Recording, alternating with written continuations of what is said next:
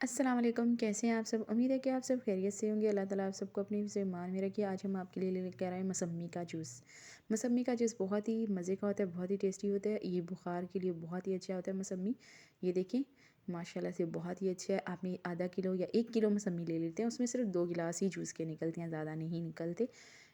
इस तरह आपने काट के एक छालनी में आपने बीज सारे निकाल लेने हैं। अगर आप बीज बीज बीज में ऐड करेंगे तो आपका मौसम्मी का जूस बिल्कुल कड़वा बनेगा, जो बहुत ही बेकार होगा। 1 चम्मच या 2 चम्मच आप चीनी की ऐड कर दें, आधा चम्मच काला नमक लाजमी ऐड कीजिएगा, उससे बहुत ही अच्छा फ्लेवर आता है। ये देखिए, लेमन 2 या 3 अदद, लेकिन हम इसमें 2 अदद लेमन ही डालेंगे। ये देखिए माशाल्लाह से ये सारे बीज हमने एक साइड निकाल लिए।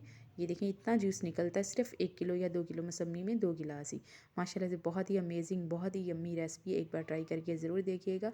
इंशाल्लाह ताला आपको बहुत पसंद आएगी, आपके बुखार के लिए भी बहुत ही ज़्यादा अच्छी है। मुझे दीजिए इजाज़त, अगली रेसिपी के साथ फिर मुलाकात होगी। अल्लाह हाफ़िज़, अपना रखिए बहुत सारा ख़याल।